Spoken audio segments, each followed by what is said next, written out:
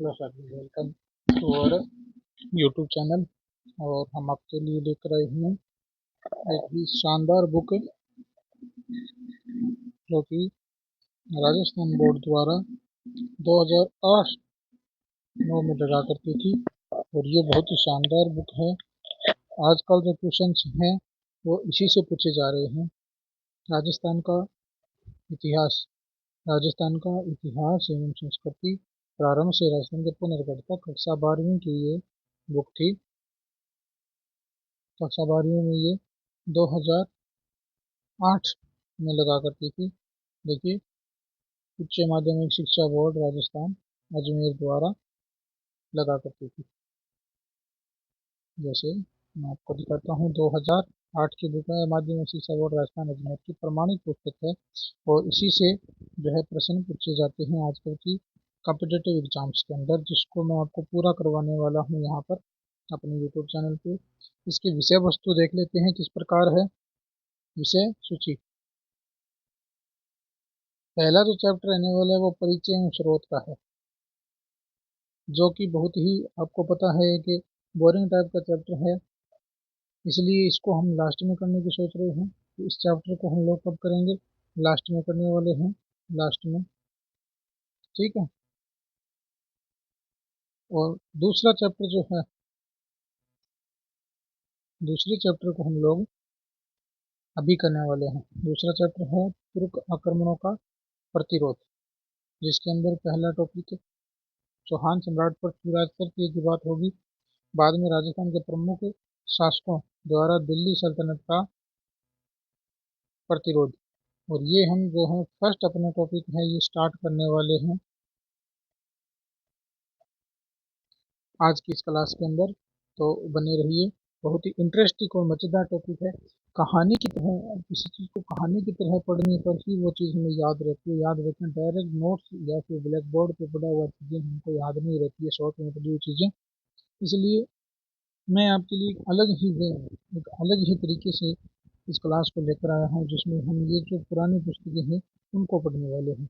और ये जो पुरानी पुस्तक है, इसके अंदर एक बहुत ही शानदार कहानी की तरह इस चीज़ को लिखा गया है कि बहुत ही इंटरेस्ट बन जाए आप पढ़ने वाले का, और एकदम दिमाग में बैठ जाए चीज़ें। इसी तरह से ये लिखी गई है पुस्तकें, और हम उसी तरह से पढ़ने वाले हैं इस चीज़ को। बने रहिए हमारे साथ। हम स्टार्ट करने वाले हैं आज का टॉपिक, अध्याय नंबर 2, तुर्क आक्रमणों का प्रतिरोध। बात स्टार्ट होती है जी वर्धन वंश से। किस वंश से? वर्धन वंश से। वर्धन वंश में के साम्राज्य के पतन के पश्चात भारतीय इतिहास में राजपूत जाति का उदय, उनके विभिन्न क्षेत्रों में राज्य की स्थापना एक महत्वपूर्ण घटना है। क्या हुआ कि वर्धन वंश के पतन के बाद भारत के अंदर जो राजपूत सत्ता है वो उसकी स्थापना होती है। राजपूत राजपूत उत्पत्ति के विषय में विद्वानों के अनेक मत है, जैसा कि आप लोग जानते हैं कि अलग अलग विद्वानों ने अलग अलग मत दिए हैं। इसका मुख्य कारण है कि राजपूत शब्द का प्रचलन भारत में तुर्कों के आगमन के समय एकाएक प्रारंभ हुआ। हर्षवर्धन की मृत्यु के पश्चात भारत में केंद्र शक्ति कमजोर हो गई, जिसके परिणामस्वरूप विभिन्न क्षेत्रों में उसके प्रांतीय अधिकारी स्वतंत्र शासक बन बैठे। इन प्रांतीय शासकों में भी जो दुर्बल थे, उनके अधीन सामंतों ने भी अपने अपने क्षेत्रों में स्वतंत्र शासकों की भांति आचरण करना प्रारंभ कर दिया। इस चीज का क्या मतलब है कि जब सेंटर कमजोर हो गया, जब सेंटर कमजोर हो गया, केंद्रीय शक्ति कमजोर हो गई हर्षवर्धन की मृत्यु के बाद, तब क्या हुआ कि जो छोटे छोटे शासक है, जहाँ पर हर्षवर्धन ने अपने अधिकारी, क्षेत्र अधिकारी नियुक्त किए थे, वो स्वतंत्र शासक बन बैठे और अपने अपने राज्यों की स्थापनाएं करती। और जो उनमें से दुर्बल शासक थे या दुर्बल क्षेत्र अधिकारी थे, जो अपना शासन स्थापित नहीं कर पाए, तो उनके जो नीचे रहने वाले सामंत थे, उन्होंने उनको हटाकर वहां पर अपना अधिकार करके अपना एक स्वतंत्र राज्य स्थापित कर लिया। इन सब चीजों का प्रचलन हुआ हर्षवर्धन की मृत्यु के बाद। इस प्रकार देश के अधिकांश भागों में अनेक छोटे राज्यों की स्थापना हुई।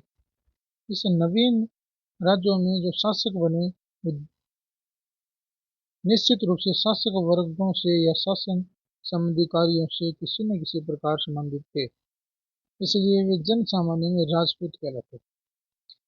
यानी जो शासक बने वो राजा के नीचे रहते थे, अधिकारी के पद पे रहते थे, तो वो किसी न किसी प्रकार से राज्य व्यवस्था से संबंधित थे, उन्हें राज करना आता था और राज्य की समस्त जो क्रियाविधि है उन सब की जानकारी थी, इसलिए उनको जो प्रजा है वो राजपुत्र कहते थे। यानी राजा का पुत्र, एक प्रकार से राजा के पुत्र ही हुए वो, तो राजपुत्र कहलाते थे।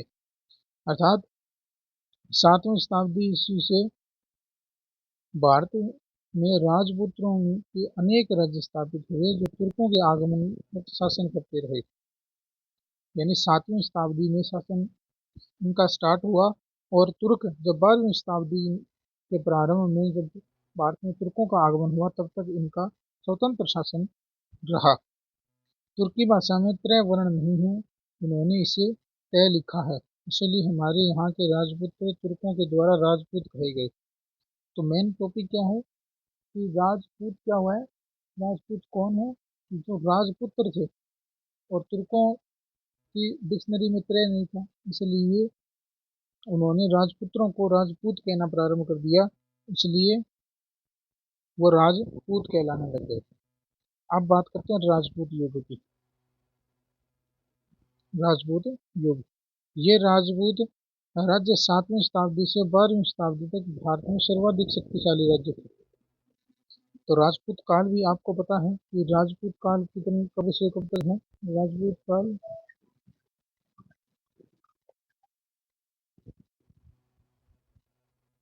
राजपूत काल की हम बात करें तो राजपूत काल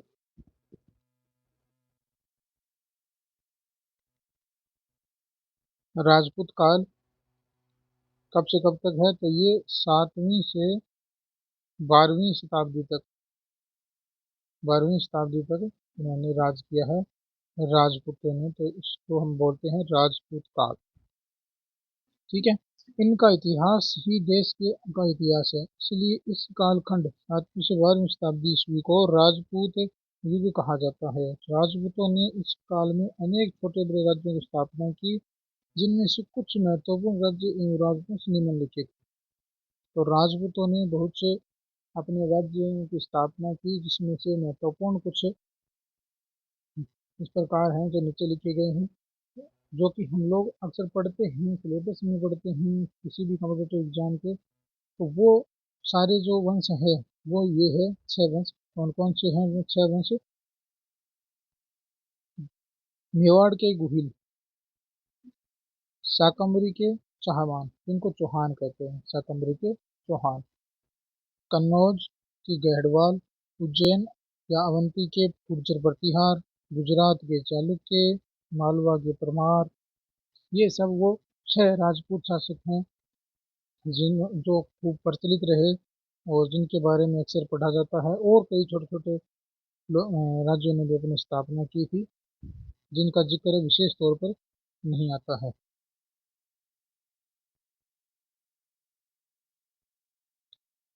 सम्राट हर्षवर्धन की मृत्यु के बाद उसके विशाल साम्राज्य को छोटे छोटे राज्यों में बढ़ता हुआ देखकर पश्चिम से अरबी आक्रमणकारियों ने भारत के सिंध प्रदेश पर आक्रमण कर दिया। यानी 1711-12 में, सॉरी 711-12 में, 711-12 में, 711 से 712 के बीच में क्या हुआ कि अरबी आक्रमणकारियों अरबी आक्रमणकारियों ने भारत के सिंध प्रदेश पर आक्रमण कर दिया, क्योंकि हर्षवर्धन तब तक मृत्यु हो चुकी थी उसकी। तो 711-12 के काल में अरब आक्रमणकारियों ने मौका देकर सिंध प्रदेश पर आक्रमण कर दिया। सिंध प्रदेश पहले भारत में था।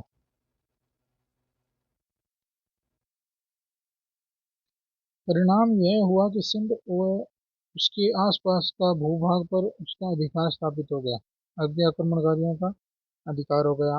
अरब आक्रमणकारियों का कुछ प्रभाव राजस्थान पर भी पड़ा, लेकिन राजपूतों के गोहिल, चौहान, परमार और प्रतिहार राजवंश इतने शक्ति संपन्न हो गए थे कि आक्रमणकारी इस क्षेत्र के राजनीतिक जीवन के संतुलन को नहीं बिगाड़ सके। इन राजवंशों ने न केवल राजस्थान न केवल राजस्थान राज्य की सीमा को सुरक्षित बनाए रखा, बल्कि उत्तर भारत में भी दीर्घकाल तक निर्भयता का वातावरण बनाए रखा। यानी जो राजस्थान के शक्तिशाली शासक थे, राजपूत शासक थे, उन्होंने उत्तर भारत को भी सुरक्षित रखा और इन अरब आक्रमणकारियों को वहां से खदेड़ दिया या फिर वहां पर अधिकार नहीं करने दिया। लगभग आगामी 3 शताब्दियों तक विदेशी आक्रमणकारियों ने भारत की ओर आंख उठाकर नहीं देखा, क्योंकि वो राजपूत शासकों से डरते थे। यहाँ का राजनीतिक, सामाजिक एवं धार्मिक जीवन विकास की ओर अग्रसर होता रहा, इसलिए राजस्थान के इतिहास में यह काल सांस्कृतिक उपलब्धियों की दृष्टि से उल्लेखनीय है। यानी जो राजपूत काल है, इसमें सांस्कृतिक तौर पर भी राजस्थान का बहुत विकास हुआ। ये राजपूत राजवंश अपने राज्यों की सुरक्षा के लिए इतने अधिक जागरूक थे कि युद्ध एवं संघर्ष की स्थिति की छाया तत्कालीन वास्तु एवं शिल्प पर स्पष्ट रूप से परिलक्षित होती है। यानी युद्ध और संघर्ष की छाया, यानी युद्ध और संघर्षों को इनके वास्तुकला में भी दिखाया गया है। इतने जागरूक और इतने शक्तिशाली, या यूं कहे कि एक बहुत ही महान योद्धा थे ये लोग, कि इनकी जो संघर्ष और युद्धों का चित्रण है वो वास्तुकला में भी दिखाई देता है। इस युग में जितने भी नगरों, राजप्रासादों, मंदिरों आदि का निर्माण हुआ, उनमें सैनिक एवं सुरक्षा संबंधी उपायों को प्रधानता दी गई। यानी जो भी निर्माण कार्य हुआ राजपूत युग में, उनमें सैनिक एवं सुरक्षा संबंधी उपायों को प्रधानता, यानी सुरक्षा की दृष्टि से उनको बनाया गया। दुर्ग, इस युग में ऊंचे ऊंचे पहाड़ियों पर दुर्गों का निर्माण हुआ, जिनमें चित्तौड़ का दुर्ग विशेष रूप से उल्लेखनीय है। चित्तौड़ का दुर्ग विशेष रूप से उल्लेखनीय है। आसपास की ऊंची भूमि पर इसको बनाया गया। इसमें सुरक्षा से संबंधित सभी साधनों को जुटाया गया। इसका निर्माण इस प्रकार से किया गया जिससे आक्रमण के समय राजा तथा प्रजा दोनों की भली भांति सुरक्षा हो सके। इसलिए इसमें कई जलाशय, भवन, राजप्रसाद, मंदिर, बाजार एवं कृषि हेतु खेत आदि की भी समुचित व्यवस्था की गई। इस प्रकार के दुर्ग आबू एवं जालौर में भी निर्मित किए गए। यानी चित्तौड़ दुर्ग की क्या विशेषता थी? चित्तौड़ दुर्ग के अंदर जलाशय, भवन, राजप्रसाद यानी राजाओं के लिए रहने वाले महल, मंदिर, बाजार, कृषि हेतु खेत, इतना बड़ा दुर्ग तो सब कुछ उसके अंदर था कि बाहर कोई आक्रमण कर दे तो वो अंदर नहीं आ सकता था। इतने शक्तिशाली, इतने विशाल दुर्ग थे और उनके अंदर जीवन यापन हो सके प्रजा का, इतने अच्छे तरीके से बनाए गए थे दुर्ग। और अब नगरों की व्यवस्था देखते हैं कि नगर किस प्रकार थे। तो राजपूत युग में नगरों को पहाड़ी ढालों या नदियों के तटों पर बसाया गया। नामदा, जो गुहिल वंशी राजपूत शासकों की राजधानी थी, नागदा गुहिल वंशी राजपूत शासकों की राजधानी थी, को आसपास की पहाड़ियों से घेरकर प्राचीन सुरक्षित किया, जिसमें राजप्रसाद, देवालय, जलाशय बनवाए गए। इसी प्रकार वर्तमान उदयपुर के निकट घाटपुर आहड़ नगर का नया प्राचीन दीवारें बनाई, जो चारों दिशाओं में 4 गोपुरों से सुशोभित थी। इसी प्रकार चौहान शासक विजयराज चतुर्थ ने भी अनेक पहाड़ी शक्लों में भवनों का निर्माण करवाया कर राज्य की सुरक्षा व्यवस्था की। जावर, आमेर, नाडोल आदि प्राचीन नगरों में वास्तु इस प्रकार का है। देवालय है। देवालयों की क्या व्यवस्था थी? राजपूत युग में अनेक भव्य मंदिर, चाहे वे विष्णु के हों या शिव के हों, सूर्य के ऐसे स्थापत्य एवं शिल्प शक्ति एवं वीर वाहन में शौर्यवान तथा भय प्रदाता है, जिसे भय ना लगे। शिल्पकारों ने मंदिरों में दानव युद्ध के अंकन के वातावरण के शौर्य से ओत प्रोत कर दिया। शाक्त मत की सामाजिक प्रतिष्ठा भी इसका प्रमाण है। आबू, अथुरना, ओसिया, हड़ौली, नागदा आदि स्थानों में शिव, विष्णु, सूर्य तथा जैन मंदिरों के शिल्प आत्मोत्थान के भाव परिलक्षित होते हैं, जो इस काल में सांस्कृतिक उत्थान के उज्जवल प्रमाण हैं। यानी ये जो राजपूतों की प्रारंभिक स्थितियां दर्शाई गई हैं कि जो राजपूत काल था उसके अंदर क्या क्या हमें देखने को मिला। भी उस काल में हमें कला, स्थापत्य और भव्य निर्माण कार्य भी दिखाई दिए। नगरों की व्यवस्थाएं, मंदिरों की व्यवस्थाएं और किलों की व्यवस्थाएं हमें देखने को मिली है। ये सब कुछ बताया गया है। और अब हम बात करें प्रारंभिक तुर्क आक्रमणों का। 11वीं शताब्दी ईस्वी के प्रारंभ में 11वीं शताब्दी ईस्वी के प्रारंभ में उत्तर भारतीय राजनीति में एक नया मोड़ आया। उत्तर पश्चिम की ओर से तुर्क जाति के आक्रमणकारियों ने भारत के सांस्कृतिक ताने बाने को नष्ट करने के लिए भीषण आक्रमण करने प्रारंभ कर दिए। तुर्कों ने आक्रमण करना प्रारंभ कर दिया उत्तर पश्चिम की ओर। वे भारत के महत्वपूर्ण आर्थिक एवं सांस्कृतिक केंद्रों पर भीषण प्रहार करने लगे, समृद्ध स्थलों को लूटने लगे तथा मंदिरों को ध्वस्त करने लगे। इस जाति का नेतृत्व महमूद गजनवी ने किया। यानी प्रारंभ में आक्रमण करना महमूद गजनवी ने प्रारंभ किया। उसने राजस्थान में नारायणपुर जिला अलवर को उस समय 1009 ईस्वी में व्यापारिक दृष्टि से महत्वपूर्ण केंद्र था, उसको लूट लिया। इस समय राजस्थान में भाटी, कुहिल, चौहान मिलकर संयुक्त रूप से मोर्चा बना सकते थे, आक्रमणकारियों को खदेड़ सकते थे। लेकिन ये अपने अपने स्वार्थों की पूर्ति में लगे हुए थे, इसलिए तुर्क आक्रमणकारी गजनवी लूटपाट एवं करने में सफल रहा। उसको लूटपाट करने में जितना धन, स्वर्ण, रजत एवं हीरे मोती आदि प्राप्त हुए, उससे उसने अपनी कल्पना भी नहीं की थी। भारत की समृद्धि ने उसे अंधा कर दिया। इसके साथ ही यहाँ के राज्यों में परस्पर एकता के अभाव ने उसे अवसर प्रदान किया। यह बार बार भारत को लूटने लगा, यहाँ के धार्मिक स्थलों को ध्वस्त करने आता रहा।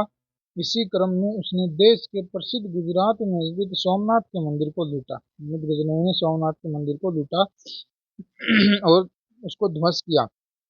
1026 ईस्वी में गजनवी सिंध के रास्ते गजनी गया।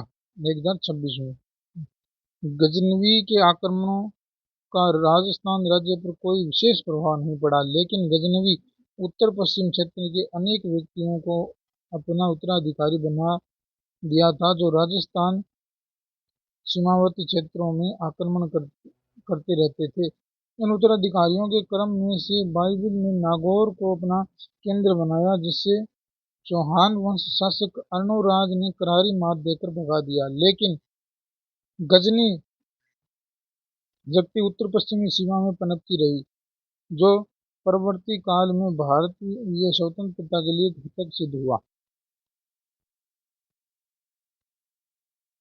तो पॉइंट की बात यह है कि मोहम्मद गजनवी 1009 से जब आक्रमण करना प्रारंभ करता है, तो किसी भी राजपूत शासक ने अपनी जो स्वार्थ सिद्ध करने वाले कार्य है उनको छोड़कर उसका प्रतिरोध नहीं किया, उसको आने दिया। उसकी शक्तियाँ बढ़ती रही यहाँ पर, और गजनी की शक्तियाँ, तुर्कों की शक्तियाँ यहाँ पर पनपने लगी उत्तर पश्चिमी क्षेत्र के अंदर। बातें चौहान या चहमान राजवंश की बात करते हैं।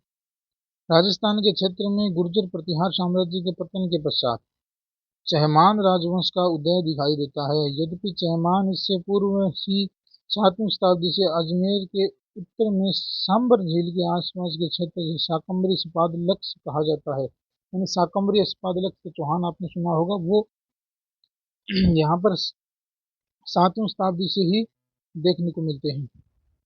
लेकिन प्रतिहारों के पश्चात इस राजवंश ने भारतवर्ष में विशाल साम्राज्य की स्थापना की। चहमान वंश की गणना राज्य के अत्यंत महत्वपूर्ण राजवंशों में की जाती है। उत्पत्ति कैसी? चौहानों की उत्पत्ति के संबंध में अनेक मत प्रचलित हैं। जानक भट्ट द्वारा रचित पृथ्वीराज विजय 12वीं शताब्दी ईस्वी में पृथ्वीराज विजय रचित जानक भट्ट द्वारा है, में सूर्यवंशी बताया चौहानों को। आबू शिलालेख 1320 का आबू शिलालेख है, इसमें चंद्रवंशी बताया है। तो आपको ये पॉइंट्स ही याद रखने हैं, यही पूछे जाते हैं कि सूर्यवंशी कहाँ बताया है जयानक भट्ट द्वारा रचित पृथ्वीराज विजय में जो 12वीं शताब्दी में लिखी गई थी। 1320 में जो आबू शिलालेख मिला है 1320 का, उसमें चंद्रवंशी बताया है। टोंड ने इनकी उत्पत्ति विदेशों से में बताई है। कुर्क ने इन्हों अग्नि से उत्पन्न बताया है। तो जेम्स टोड और जेम्स क्रुक ने, टोड ने जो विदेशी बताया है, क्रुक ने अग्नि से उत्पत्ति बताया है। पृथ्वीराज रासो भी अग्निवंश उत्पत्ति का उल्लेख करता है। अशोका ने इन्हें झील के चारों ओर चाहुमान क्षेत्र में रहने के कारण चाहमान कहा है। अशोका ने क्या कहा है? झील के चारों ओर रहने के कारण चाहुमान कहा है। मूल स्थान क्या है इनका? हर्षनाथ अभिलेख 973 ईस्वी में, जो हर्षनाथ अभिलेख 973 ईस्वी का है, उसमें चौहानों की प्राचीन राजधानी अनंत प्रदेश सीकर के निकटवर्ती क्षेत्र जिसको अनंत प्रदेश कहा जाता था, वो बताइए हर्षनाथ अभिलेख में, जो 973 ईस्वी का है। यही चौहानों के देवता हर्षनाथ का मंदिर है, और यहाँ पर चौहानों के देवता हर्षनाथ का मंदिर है। हमीर महाकाव्य एवं सृजन चयमानों की जन्म भूमि पुष्कर मानते हैं। अब हमीर महाकाव्य कहाँ मानते हैं? जन्म पुष्कर में मानते हैं। इससे स्पष्ट है कि चयमानों का आरंभिक राज्य दक्षिण से लेकर उत्तर में हर्ष यानी सीकर तक विस्तृत था। कहाँ से कहाँ तक? दक्षिण से लेकर उत्तर में हर्ष सीकर तक, नीचे से लेकर ऊपर तक इनका जो शासन था वो यहाँ पर था। प्रारंभिक शासक कौन था? तो चौहानों का प्रारंभिक शासक कौन था? शाकंभरी शपादरक्ष के चयमानों की वंशावली के आधार पर इस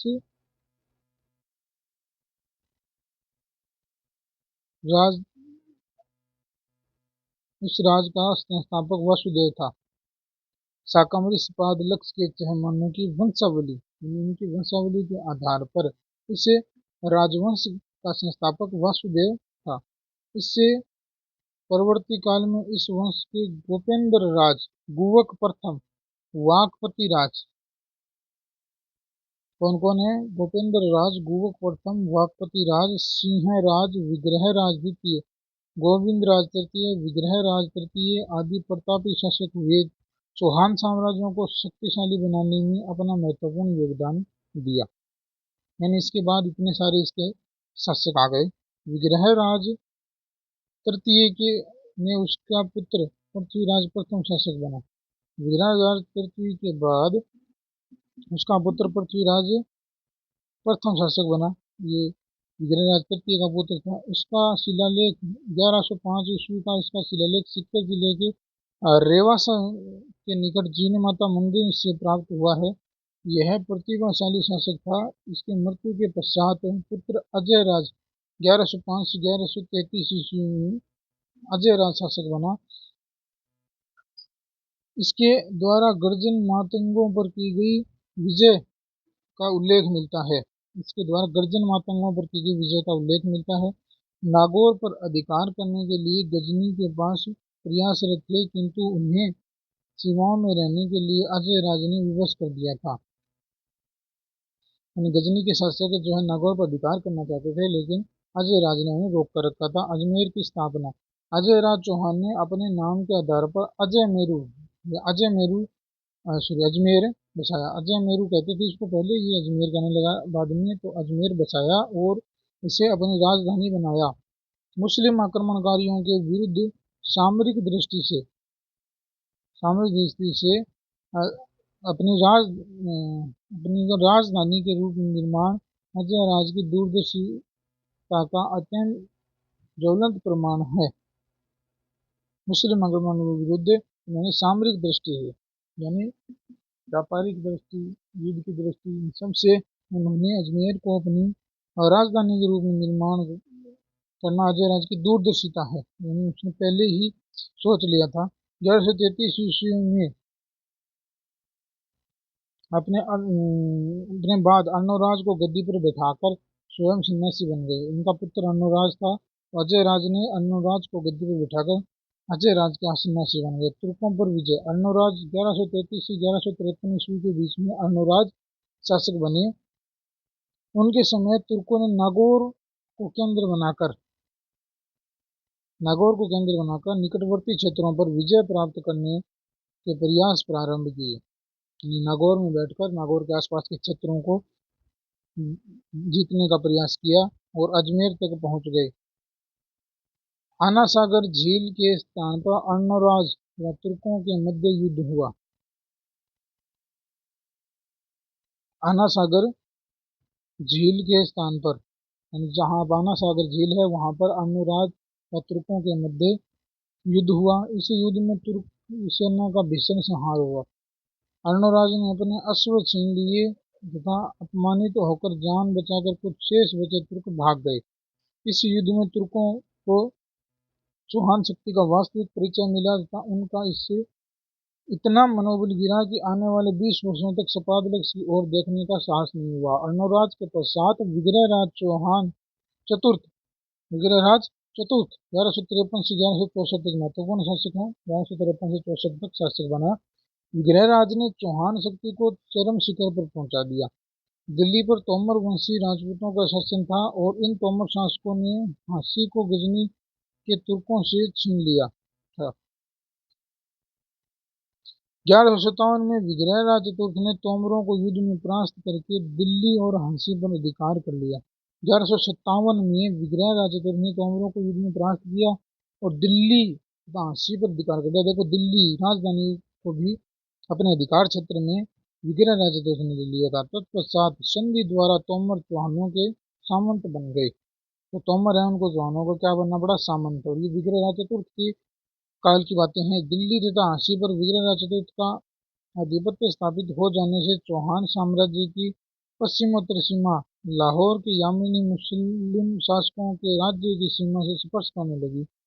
दिल्ली शिवालिक स्तंभ लेख में अंकित है कि चामान शासक विग्रहराज चतुर्थ मुसलमानों से देश की रक्षा करने के दायित्व को भली भांति समझता था और उससे ने अपना आर्यवर्त से मूलोच्छेदन कर दिया।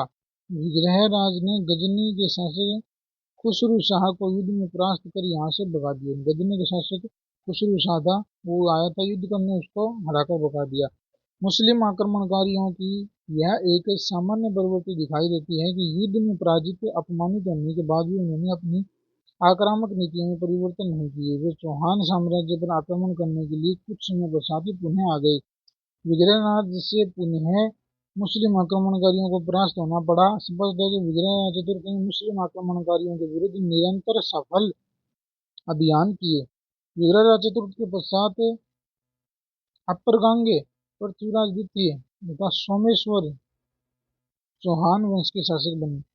चतुर्थ के बाद में कौन कौन है? अपरगांगे, फिर पृथ्वीराज द्वितीय था सोमेश्वर चौहान।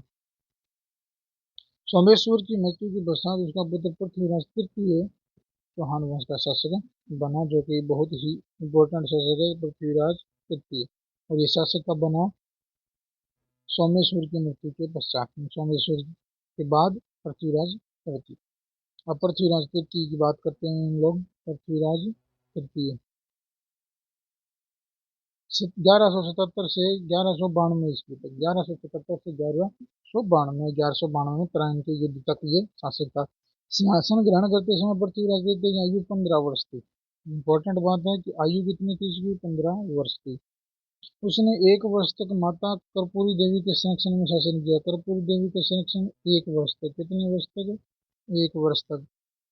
ठीक है। 1178 ईस्वी में पृथ्वीराज तृतीय ने शासन की वास्तविक बागडोर संभाली। ये वास्तविक बागडोर पृथ्वीराज ने कब संभाली? 1178। इंपॉर्टेंट पॉइंट, 1178 में संभाली।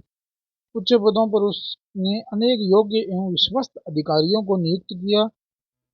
तत्पश्चात अपनी विजय नीति को क्रियान्वित करने का बीड़ा उठाया। पृथ्वीराज की विजय नीति के 3 पहलू थे। प्रथम, उसमें उसे अपने स्वजनों के विरोध से मुक्ति प्राप्त करना था, अपनों के विरोध से। द्वितीय, साम्राज्य विस्तार या दिग्विजय की भावना थी उसमें उसे प्राचीन हिंदू शासकों की भांति पड़ोसी राज्यों पर अधिकार स्थापित करना था। तीसरी क्या थी? विदेशी शत्रुओं को परास्त करना था। ये 3 उसकी नीतियां थी। साम्राज्य विस्तार, प्रारंभिक विजय। पृथ्वीराज जब चौहान राज्य का शासक बना तब उसके चचेरे भाई नागार्जुन ने विद्रोह कर दिया। पृथ्वीराज की अल्पवयस्कता ने उसे और अधिक महत्वाकांक्षी बना डाला। विद्रोह स्वरूप नागार्जुन ने गुड़गांव पर अपने अधिकार कर लिया। पृथ्वीराज ने सेना की एक टुकड़ी भेजकर नागार्जुन को परास्त किया तथा विद्रोह का सफलतापूर्वक दमन कर दिया। सतलज प्रदेश से आने वाली एक जाति गुड़गांव एवं हिसार के निकटवर्ती क्षेत्र में बस गई थी। जाति कौन सी थी? ये भंडानक जाति थी। कौन सी जाति थी? भंडानक। भंडानक भंडानक जाति थी। इसका प्रभाव अलवर, भरतपुर और मथुरा के आसपास बढ़ता जा रहा था। ये अपने आप को स्वतंत्र मान रहे थे। पृथ्वीराज के लिए अपने साम्राज्य का विस्तार करने से पूर्व इनका दमन करना आवश्यक था, इसलिए उसने भंडारकों की बस्तियों को जगह जगह पर घेरा कर शक्ति के बल पर इनका आत्मसमर्पण करने के लिए बाध्य किया। दिग्विजय अभियान में क्या क्या हुआ देखो। प्रारंभिक विजयों से पृथ्वीराज का उत्साह बढ़ा गया था और उसने अपने साम्राज्य का विस्तार करना प्रारंभ किया। उनका यह साम्राज्य विस्तार प्राचीन भारतीय सम्राटों की तरह दिग्विजय अभियान था। पृथ्वीराज चौहान के राज्य की सीमाएं उत्तर में मुस्लिम राज्य, दक्षिण पश्चिमी में गुजरात तथा पूर्व में चंदेलों के राज्य से जा मिलती थी। चंदेलों से परे कन्नौज में गढ़वाल राज्य था। अतः पृथ्वीराज अपने साम्राज्य के निकट स्थित राज्यों से बारी बारी एक एक से निपटना चाहते था। महोबा विजय। भंडारकों के दमन के पश्चात पृथ्वीराज की राज्य की पूर्वी सीमा चंदेलों के साथ की सीमा से मिल गई। चंदेलों के राज्य में बुंदेलखंड, जैजाक मुक्ति, महोबा आदि क्षेत्रों का विशाल भूभाग सम्मिलित था। 1182 डेट याद रखना, 1182 में पृथ्वीराज ने महोबा पर आक्रमण कर दिया। चंदेल शासक परमार्दिदेव चंदेल ने वीर सेना नायक आला और उदल की सहायता से पृथ्वीराज का सामना किया, लेकिन परास्त हो गए। फलस्वरूप महोबा राज्य का विस्तृत भूभाग पृथ्वीराज के हाथ था। 1182 में महोबा ने इसमें विजय प्राप्त कर ली थी। आला और उदल किसके? परमार्दिदेव चंदेल के सेनापति थे। इस दिग्विजय ने चंदेलों की प्रतिष्ठा को नष्ट कर दिया तथा चौहानों की सत्ता को प्रवर्धित किया, लेकिन चौहान इस विजय से कोई स्थायी लाभ नहीं उठा सके। उल्टे चंदेल शत्रु स्वभाव स्थापित हो गया।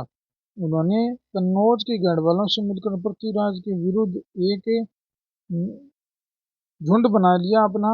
इससे अपने राज्य की सुरक्षा के लिए पृथ्वीराज को अपने साम्राज्य के पूर्व में सेना का घेरा बनाए रखना पड़ा, जो आर्थिक दृष्टि से महंगा सिद्ध हुआ। अतः राजनीतिक दृष्टि से महोबा विजय अभियान की सफलता भी असफलता ही रही। चालुक्य चौहान संघर्ष। गुजरात के चालुक्य वंशी भीमदेव द्वितीय का राज्य पृथ्वीराज के साम्राज्य के दक्षिण पश्चिम में विशाल भूभाग पर विस्तृत था। नाडोल के चौहान और आबू के चालुक्य शासक भीमदेव के सामंत थे। पृथ्वीराज का साम्राज्य भी दक्षिण में नाडोल तक फैला हुआ, अर्थात चौहान और चालुक्य राज्यों की सीमाएं मारवाड़ क्षेत्र में मिलती थी। चौहान और चालुक्य राज्यों की सीमाएं मारवाड़ क्षेत्र से मिलती थी। चालुक्य शाकंभरी तक अपना साम्राज्य विस्तार करना चाहते थे। ऐसी स्थिति में चालुक्य चौहान संघर्ष स्वाभाविक था। दोनों ओर की सीमाओं का मिलना और दोनों शासकों का महत्वाकांक्षी होना दोनों में वैमनस्य का कारण बना। यानी चालुक्य भी चाहते थे और चौहान भी चाहते थे अपना राज्य विस्तार करना। इस स्थिति में सीमाओं पर सैनिक स्तर की छोटी छोटी झड़पें होना साधारण बात थी। 1187 में पृथ्वीराज चौहान ने गुजरात के चालुक्य वंशी भीमदेव द्वितीय के राज्य पर आक्रमण कर दिया, लेकिन कुछ समय पश्चात दोनों में मैत्री संधि हो गई। इस संधि के पश्चात वैमनस्य समाप्त हुआ। दोनों एक दूसरे के परम अपेक्षी बने रहे, अर्थात मैत्री संधि से मित्रता स्थापित नहीं हुई। चौहान गढ़वाल वैमनस्य। चौहान और गढ़वालों के बीच में क्या हुआ? चौहान साम्राज्य के उत्तर पूर्व में कन्नौज का गढ़वाल राज्य था। इन दोनों राज्यों में वैमनस्य का मुख्य कारण दिल्ली पर चौहान का अधिकार था। गढ़वाल जयचंद भी दिल्ली की ओर अपना साम्राज्य विस्तार करना चाहता था, लेकिन संघर्ष का मूल कारण उनकी साम्राज्यवादी महत्वाकांक्षाओं में टकराव था। पृथ्वीराज द्वितीय ने बुंदेलखंड के चंदेलों बंडानकों के विरुद्ध सफल आक्रमण नीति अपनाई, जिससे भी जयचंद के मन में ईर्ष्या उत्पन्न हो गई। पृथ्वीराज की सफलताएं दूसरे के लिए चुनौती स्वरूप थी। इस प्रकार की स्थिति में दोनों में वैमनस्य का भाव स्थापित हो स्वाभाविक था। अंत में अत्यधिक कटुता का कारण यह बना कि पृथ्वीराज द्वितीय ने जयचंद की पुत्री संयोगिता का बलपूर्वक अपहरण कर उससे विवाह कर लिया था।